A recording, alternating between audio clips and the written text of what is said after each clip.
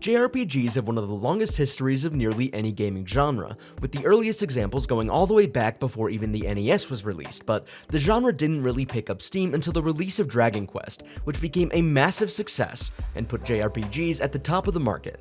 Today at Game Rant, we asked you what the first JRPG you ever played was. My first JRPG was, and I'm ashamed to say this, Paper Mario Sticker Star.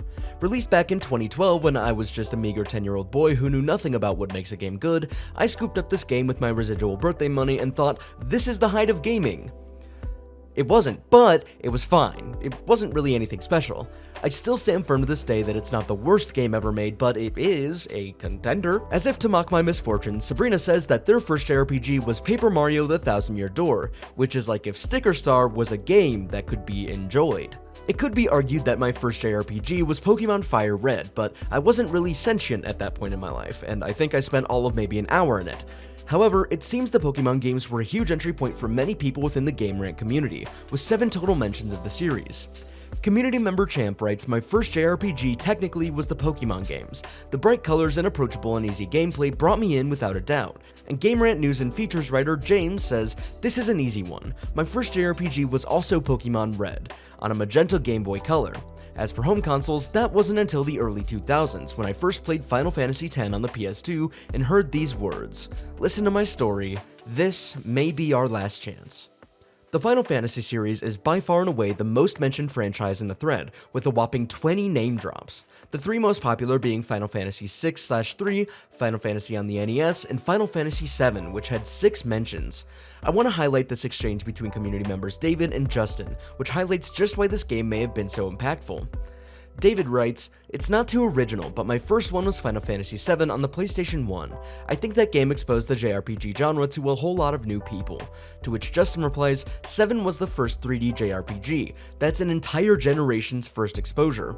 You may not be alone, but there's a good reason. The animations and models make it more exciting than typical JRPGs, at the time anyway. And while it's technically not correct that it's the first 3D JRPG, it was the first 3D Final Fantasy and one of the first 3D JRPGs. That made the marketing efforts all the more powerful.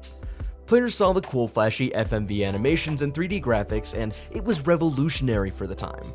For many people, if you had a PlayStation, you had to have Final Fantasy VII. The JRPG that finally made me fall in love with JRPGs as a whole was Final Fantasy VII Remake. After years of putting off playing, I gave it a try and was immediately enamored with the thing. Everything from the story to the gameplay is among the best I've ever played, and my god, the visuals are something you have to see to believe, especially on the PS5. The second most mentioned game was Final Fantasy for the NES, with 5 mentions.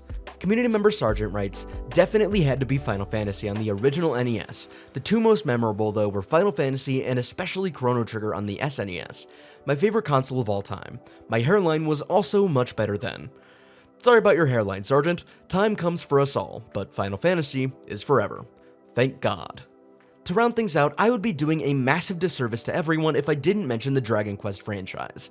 This series pioneered JRPGs and is one of the cornerstones of the genre even still today. Comb Over Cutie Pie writes, an uncle got me Dragon Warrior, also known as Dragon Quest, on the NES for Christmas when it came out, and playing it is still one of my favorite memories as a kid in the 80s and 90s. And Game Rant contributor Chad Thiessen writes, Dragon Quest 2. I played the original Japanese version with no idea how to translate it. Chad, you are a stronger and braver man than I. I admire your resilience.